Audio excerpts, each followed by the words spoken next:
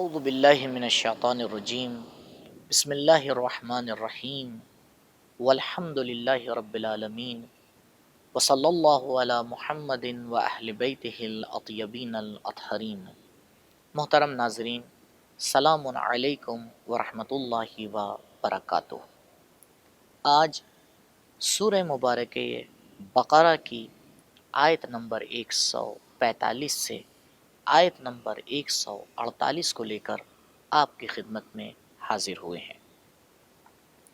یہ آیات مسلمانوں کو وحدت، انسجام، ہمبستگی اور اتحاد کی دعوت دیتی ہے، کیونکہ یہ آیات اس واحد اور مشترک قبلے کی طرف اشارہ کر رہی ہیں جس کی طرف تمام مسلمان دن میں 5 مرتبہ اپنا رخ کر کے عبادت پروردگار میں مصروف ہوتے ہیں۔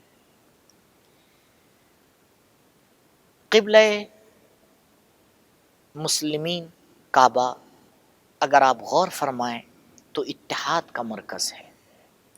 پروردگار ان آیات میں ارشاد فرما رہا ہے، اے میرے نبی، آپ کچھ بھی لے آئیں، لیکن وہ لوگ جو ہوا اور ہوس کا شکار ہیں وہ آپ کی بات سننے والے نہیں ہیں۔ پروردگار یہ چاہتا ہے کہ آپ ایک مخصوص جہت کی طرف متوجہ ہوں۔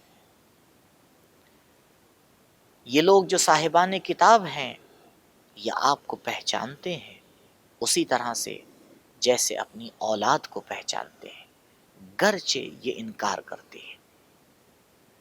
ادیان ابراہیمی پروردگار نے انہیں مرتب اور منظم طریقے سے آگے اپنا دین دیا تاکہ یہ پروردگار کی ہدایت کی طرف متوجہ ہوں اور سمجھیں کہ پروردگار ان سے کیا چاہتا ہے۔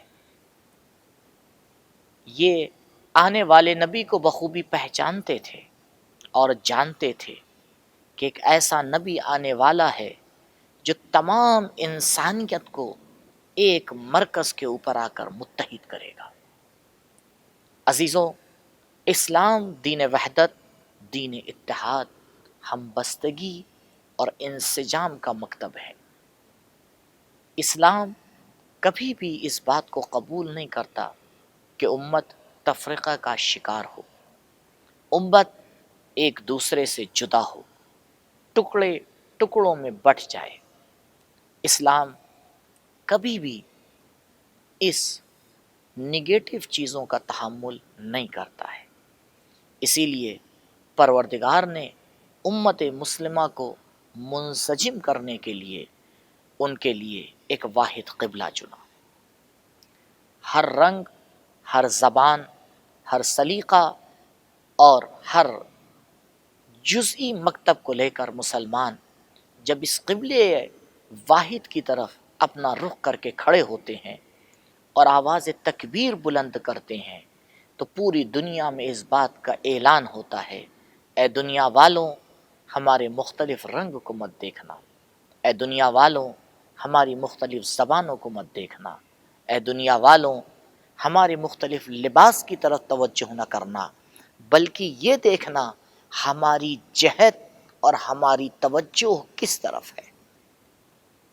ہماری جہت اور ہماری توجہ ایک قبلہ واحد کی طرف ہے جو اس بات کا بیان کر رہی ہے کہ ہم سب کے سب موحد ہیں، جو اس بات کا بیان کر رہی ہے کہ ہم سب پرچم توحید کے سائے میں اپنے آپ کو پروردگار متعال کی بارگاہ میں پیش کرنا چاہتے ہیں۔ عزیزوں، شیطان جو کہ انسان کا قسم خوردہ دشمن ہے اور جس نے اس بات کو طے کر لیا ہے کہ جب تک انسان کو جہنم کی گہرائیوں میں ڈھکیل نہیں دے گا تب تک چین سے نہیں بیٹھے گا، اس کا ایک حربہ امت مسلمہ میں تفرقہ ڈالنا ہوتا ہے۔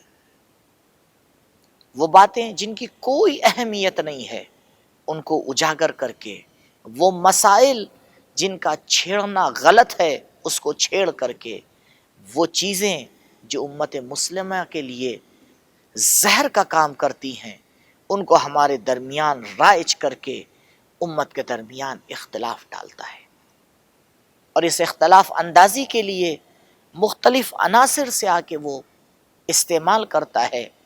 لوگ ہوا و ہوس کا شکار ہو کر، شیطانی وسوسوں کا شکار ہو کر کبھی کبھی بڑی آسانی سے امت کو تفریقے کے اندر ڈال دیتے ہیں۔ یہ نہیں سمجھ پاتے اہم کیا ہے، مہم کیا ہے۔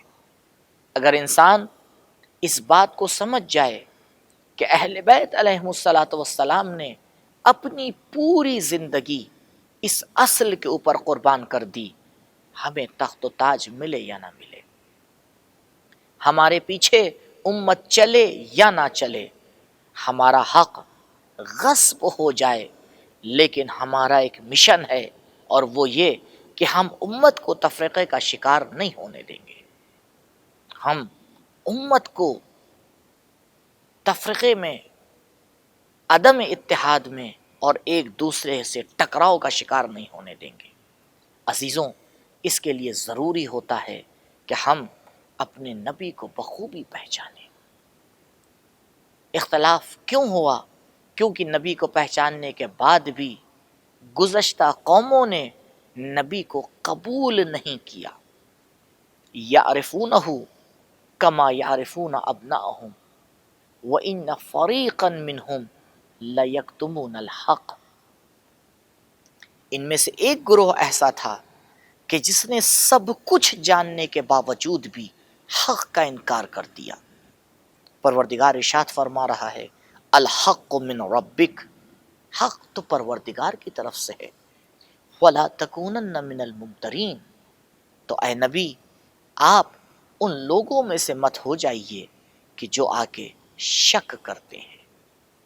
عزیزوں، قرآن کا اتحادی پیغام حق کے اوپر مبتنی ہے، تو اس امید کے ساتھ کہ پروردگار ہمارا شمار متحد کرنے والوں میں اور حق پرستوں میں آ کے کرے، آپ سے خدا حافظ کرتے ہیں۔ انشاءاللہ اگلے پروگرام میں پھر ملاقات ہوگی۔ والسلام علیکم ورحمۃ اللہ وبرکاتہ۔